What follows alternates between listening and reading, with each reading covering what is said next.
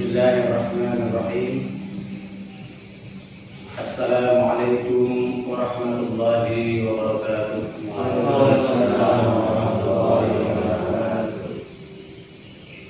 Alhamdulillahi rabbil alamin, wa bihi nasta'in ala umuri dunya waddin. Wassalatu wassalamu ala Rasulillah wa ala alihi wa sahbihi wa mawalah. Amma ba'du. Faqala rabbi ishrah li sadri wa yassir li amri wahlul 'uqdatam min lisani yafqahu qawli. Subhanaka la 'ilma lana illa ma 'allamtana innaka antal 'alimul hakim. Saudara-saudara jamaah pengajian rahimakumullah, di malam ini kita akan melanjutkan kaji kita tentang aqabah atau gunung-gunung yang harus dilalui di dalam perjalanan hidup kita berkenaan dengan maksud kita menuju kepada jalan Allah Subhanahu wa Ta'ala. Dan di dalam pertemuan ini sampailah kita kepada gunung yang keempat, Al-Aqabatur Rabi'ah, gunung yang keempat. Apakah gunung yang keempat itu? Wahia Aqabatul Awarid. Gunung yang keempat itu adalah gunung penghalang. Gunung penghalang. Oleh karena itu, semoga kita senantiasa diberi taufik oleh Allah Subhanahu wa Ta'ala, diberikan hidayah dan inayah untuk senantiasa istiqamah dan diberikan kemudahan di dalam melaksanakan ibadah menuju kepada mardhatillah. Amin ya rabbal alamin. Aqabatul Awarid ini atau gunung penghalang ini terdiri dari 4 penghalang. Jadi ketika kita menempuh perjalanan di gunung Awarid, maka kita akan berhadapan dengan penghalang, sesuatu yang dapat menghalangi ibadah kita, sesuatu yang dapat menghalangi dalam perjalanan menuju Allah. Yang pertama adalah rizku wa mudalabatun nafsi dzalik, yaitu masalah rizki. Ini penghalang yang pertama atau menjadi penghalang dalam ibadah kita adalah rizki. Masalah-masalah yang berkaitan dengan rizki. Kemudian yang kedua itu berkaitan dengan kekhawatiran yang berlebihan tentang suatu perkara, atau kekhawatiran yang berlebihan tentang kehidupan kita di masa yang akan datang. Ini juga akan menjadi penghalang atau bisa menjadi penghalang di dalam perjalanan kita. Kemudian yang ketiga mengenai qada dari Allah atau ketentuan Allah, ketetapan Allah yang terjadi pada diri kita. Ini juga akan menjadi penghalang apabila kita salah menyikapi, tidak benar menyikapi tentang qada dan qadar Allah, ketetapan yang terjadi pada diri kita. Jadi kalau qada itu adalah suatu hal yang terjadi pada diri kita, ketetapan yang terjadi pada diri kita. Kemudian yang keempat di dalam gunung penghalang ini adalah tentang kepayahan-kepayahan, kesulitan-kesulitan di dalam melaksanakan ibadah, dan juga musibah-musibah yang terjadi di dalam kehidupan kita. Nah, kepayahan di dalam melaksanakan ibadah pendekatan kepada Allah, kalau kita tidak bisa menyikapinya secara benar, tidak tahu ilmunya, itu akan meruntuhkan keinginan kita untuk beribadah kepada Allah, akan menghalangi ibadah kita kepada Allah. Termasuk musibah-musibah yang kita alami, itu dimungkinkan akan meruntuhkan atau melemahkan ibadah kita kepada Allah, atau menjauhkan kita dari Allah Subhanahu wa Ta'ala. Na'udzubillah, summa na'udzubillah. Baiklah saudara-saudara sekalian, kita mulai dengan Aqabatul Awarid. Yang pertama, penghalang yang pertama adalah masalah rizki. Rizku wa mutalabatun nafsi bidzalika. Persoalan rezeki di mana di sini nafsu maksud kita, keinginan kita yang besar mengenai rezeki ini seringkali tidak tepat. Berpikir tentang rezeki, kemudian mencari sesuatu tentang rezeki seringkali tidak tepat. Tidak tepat, karena mungkin hanya mengandalkan akal diri kita sendiri. Karena bagaimanapun rezeki ini merupakan bagian hajat kita, kebutuhan hidup kita, yang mau tidak mau harus kita penuhi dalam kehidupan kita. Hanya di sini kita dicoba untuk dituntun bagaimana caranya berpikir tentang rezeki, menyikapi tentang rezeki, kemudian apa yang harus kita lakukan berkaitan dengan rezeki tersebut. Ada dua hal yang harus kita perhatikan. Yang pertama, tafarruqu lil ibadati wa yatamassalaka min al-khairi haqqu. Jadi rezeki ini harus membuat kita nyaman, tentram, dan damai ketika melaksanakan kebaikan. Rezeki ini membuat kita tentram, membuat kita nyaman ketika melaksanakan ibadah kepada Allah Subhanahu wa Ta'ala. Baik ibadah-ibadah yang berbentuk zahir maupun ibadah-ibadah yang berbentuk batinnya.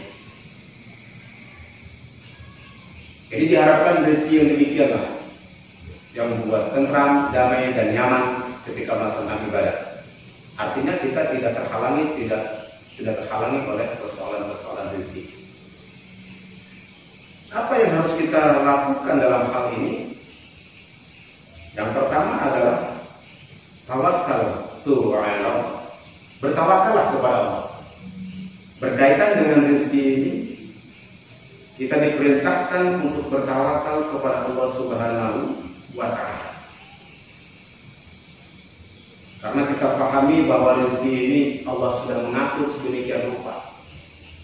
Setiap makhluk yang hidup di alam semesta ini, bahkan makhluk yang ada di bawah tanah sekalipun, Allah sudah jaminkan rezekinya sedemikian rupa.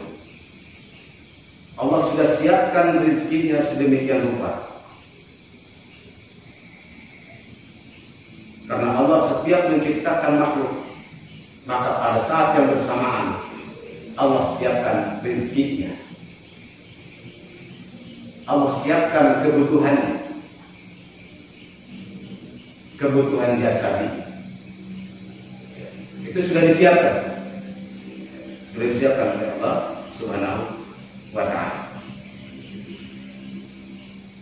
Tetapi seringkali karena kita memiliki nafsu, maka disinilah ketika kita berpikir masalah rezeki ini, seringkali kita keluar dari ketentuan-ketentuan syarak, mengikuti hawa nafsu yang ada pada diri kita untuk mengejar rezeki. Dan akibatnya apabila nafsu yang mengendalikan kita, maka ketika mencari rezeki tidak lagi memperhatikan yang halal dan yang haram. Oleh karena itu, bertawakal kepada Allah merupakan kunci utama.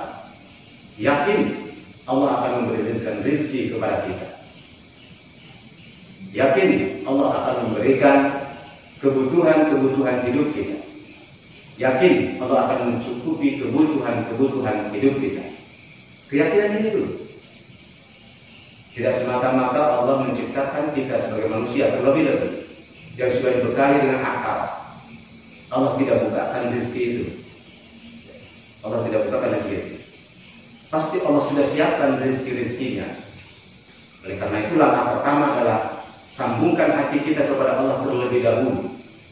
Ketika mau mencari rezeki, ketika berpikir tentang rezeki, ketika ingin mendapatkan rezeki, sambungkan dulu, konekkan dulu hati dan pikiran kita bahwa Allah lah sang pemilik dan pemberi rezeki itu. Jadi rezeki yang kita nikmati itu,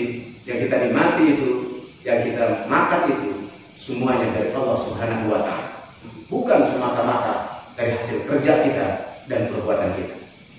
Karena semuanya sudah diatur dan ditata oleh Allah Subhanahu wa Ta'ala. Sedemikian rupa. Oleh karena itu, supaya kita mendapatkan ketentraman dan kedamaian, tautkan hati kita kepada Allah dan yakini bahwa semua itu adalah pemberian dari Allah Subhanahu wa taala. Bukan dari jerih payah kita, bukan karena kehebatan ilmu kita, tetapi sesungguhnya Allah yang membuka pintu-pintu rezekinya, dan Allah yang menurunkan rezeki itu kepada setiap manusia sesuai dengan ketentuan dan kehendaknya. Saudara-saudara sekalian, tawakal kepada Allah ini merupakan hal yang sangat penting untuk menjadi sikap di dalam hidup kita. Artinya, ketika kita berikhtiar, ketika kita mencoba untuk mencari rezeki, pastikan bahwa Allah lah yang menentukan itu semua, sambil berserah diri kepada Allah Subhanahu wa taala. Fa idza azamta fatawakkal 'ala Allah. Apabila kita sudah berazam, sudah berniat tentang suatu hal pekerjaan apapun, maka serahkan hasilnya kepada Allah Subhanahu wa taala. Karena kita tidak tahu apakah upaya kita dalam rangka mencari rezeki ini akan berhasil atau tidak, dan seberapa banyak hasilnya, seberapa besar hasilnya, itu kita tidak mengetahui secara pasti. Walaupun mungkin kita bisa mengkalkulasi dengan hitung-hitungan, tetapi pada kenyataannya banyak hitung-hitungan yang meleset, banyak hitung-hitungan yang di luar perhitungan kita. Itulah rahasia Allah di dalam mengatur rezeki setiap makhluknya, termasuk manusia.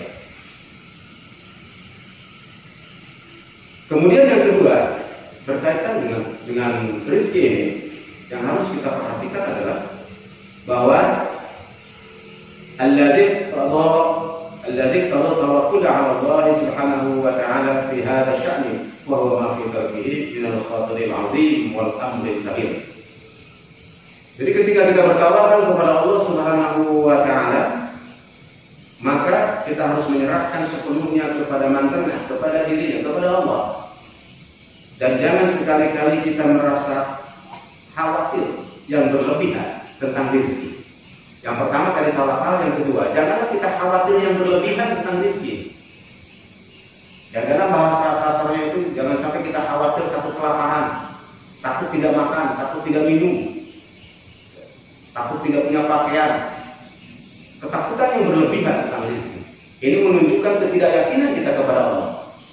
Ini menunjukkan kelemahan iman dan kelemahan tauhid kepada Allah Subhanahu wa taala.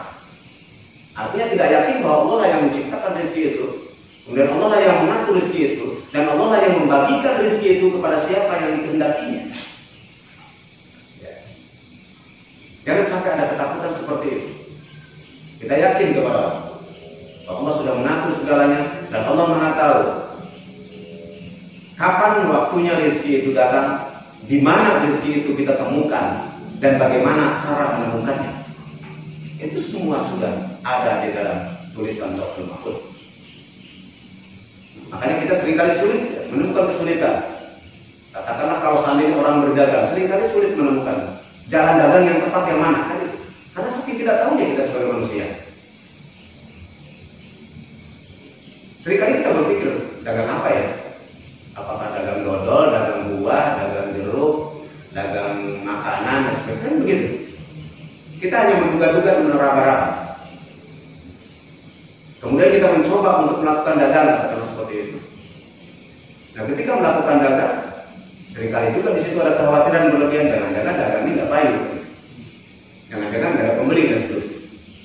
Berarti kita tidak bertawakal kepada Allah tentang memperoleh rezeki kita. Dimungkinkan ketika berusaha yang satu gagal, berusaha yang lain gagal dan seterusnya. Karena memang kita sulit untuk menemukan di mana tempat rezeki kita berada. Tetapi padahal untuk kehidupan yang dibutuhkan secara dasar, rasanya nggak ada manusia yang sampai tidak makan kan gitu. Pasti ada saja jalan untuk bisa makan, nah. Itu rezeki yang dasar. Bisa makan, bisa minum, pakaian seadanya, semiskin-miskinnya orang, sefakir-fakirnya orang, makannya dapat aja pasti. Entah dengan cara seperti apa. Kalau masalah makan, minum, dan pakaian yang paling dasar itu, semiskin-miskinnya orang, sefakir-fakirnya orang, pasti akan dapat saja, walaupun dengan cara yang minimal. Itu juga rezeki dari Allah. Ini menunjukkan ya, bahwa Allah sudah mengatur rezeki sedemikian rupa kepada makhluk yang diciptakannya. Nah, berkaitan dengan itu banyak sekali firman-firman Allah yang berbicara tentang kemahaluasan Allah di dalam memberikan rezeki. Seperti firman Allah, "Khalaqakum tsumma razaqakum." Dan Allah menciptakan kalian semua, kemudian Allah juga memberikan rezeki kepada kalian. Ini firman Allah dalam Al-Quran. Jadi Allah menciptakan kalian dan Allah juga telah mengatur rezeki kalian. Ini harus kita yakini. Allah menciptakan kalian, maka Allah juga telah mengatur rezeki kalian semua. Inna Allah huwa Razzaq, sesungguhnya Allah itu yang memberikan rezeki, yang menanggung rezeki. Di dalam ayat lain, wa ma min dabbatin fil ardi illa 'ala Allahi rizquha. Dan Allah tidak semata-mata Allah tidak menciptakan binatang-binatang melata di muka bumi ini kecuali Allah memberikan rezekinya kepada binatang tersebut. Jadi dicontohkan dengan dabah. Dabah ini adalah binatang melata. Dan notabene binatang ini tidak punya akal. Tetapi Allah sudah siapkan rezekinya bagi binatang-binatang itu. Nah, apalagi lah terhadap kita yang manusia yang punya akal ini, pasti Allah sudah siapkan. Hanya kapan waktunya, di mana tempatnya, dan bagaimana caranya. Inilah yang merupakan persoalan-persoalan baik yang semuanya ada di tangan Allah Subhanahu wa Ta'ala.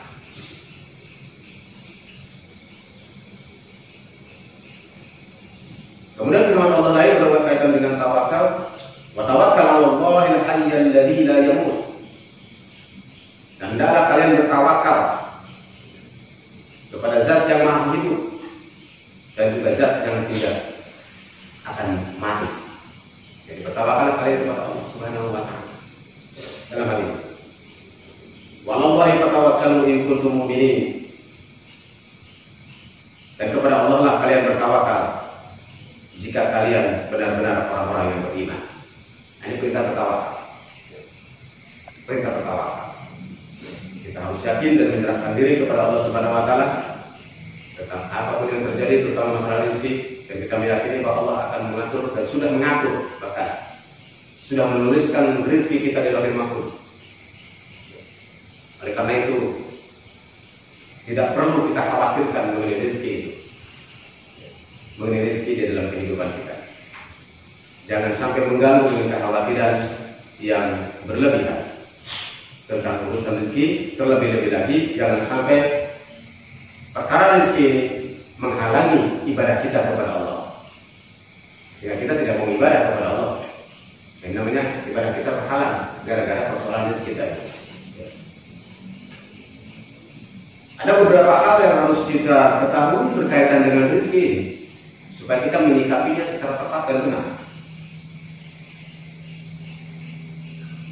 Paling tidak ada tiga tempat fi salasati mawadi'. Ada tiga tempat berkaitan dengan rezeki. Yang pertama fi mawdi'il qismati, yaitu tempat membagikan rezeki. Artinya Allah tempat membagikan rezeki. Allah menyediakan tempat untuk membagikan rezeki. Ini yang harus kita ketahui tentang rezeki.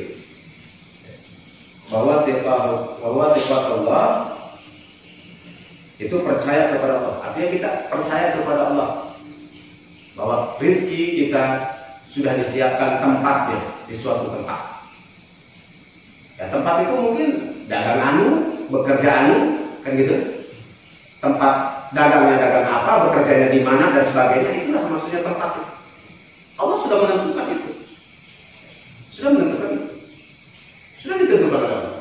Makanya seringkali termasuk orang yang melamar kerja juga kan, melamar sana sini kan. Ini gagal, ini. Ternyata nyantolnya di satu tempat. Kalau dari awal kita mengetahui bahwa akan nyantol di satu tempat, mungkin langsung di situ kita ngelamarnya kan gitu. Karena kita tidak mengerti, tidak tahu ini kepastian rezeki ini di mana gitu. Makanya kita melamarlah ke sana kemari. Kalau kita mengerti bahwa kita akan bekerja di satu tempat, ya sudah tidak usah kemana-mana, pasti melamarnya ke situ. Ternyata kan tidak. Ini menunjukkan bahwa kita wajib bertawakal kepada Allah di situ. Ikhtiar saja kita. Pada saatnya nanti Allah akan menentukan dan akan menempatkan di mana tempatnya rezeki itu bagi kita. Itu berkaitan dengan tempat. Berkaitan dengan tempat.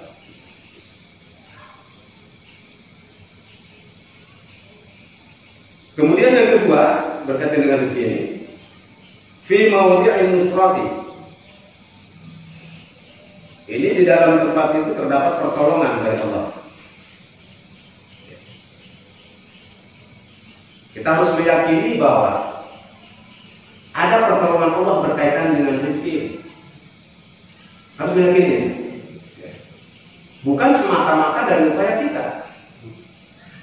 Bukan semata-mata dari ikhtiar kita, bukan semata-mata karena kita punya ilmu atau keahlian tertentu. Sesungguhnya ketika kita mendapatkan tempat rezeki itu, itulah pertolongan Allah. Jadi tetap sandarkan kepada Allah, sandarkan kepada Allah. Jangan lupakan Allah. Jangan sampai ketika kita sudah berhasil dagang, lupa kepada Allah. Tidak ibadah kepada Allah. Lalailah kepada Allah. Nah, berarti rezeki itu menjadi mahal.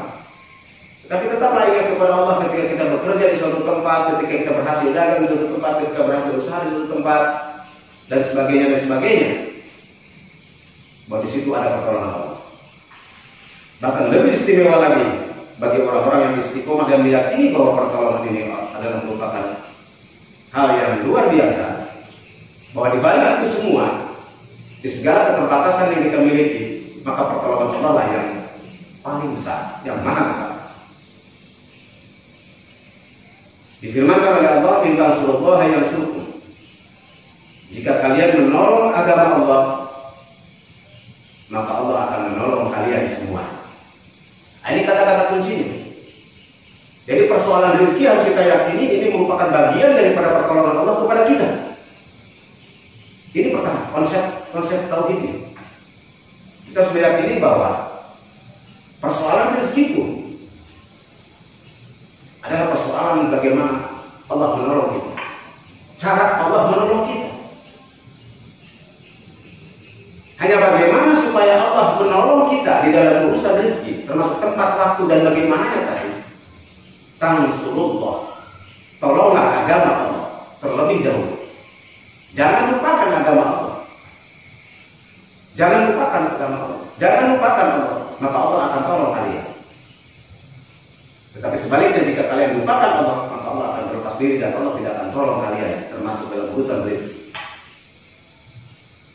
Rizki yang ditolong oleh Allah itu rizki yang barokah, halalan, thayyiban. Itu rizki yang dari Allah. Bukan sekedar banyak secara jumlah, tetapi termasuk rizki yang halal dan thayyiban, halal dan baik serta barokah. Itu rizki yang Allah tolong kepada orang yang dekat dengannya. Kemudian yang ketiga adalah maudhi rizki wal hajati.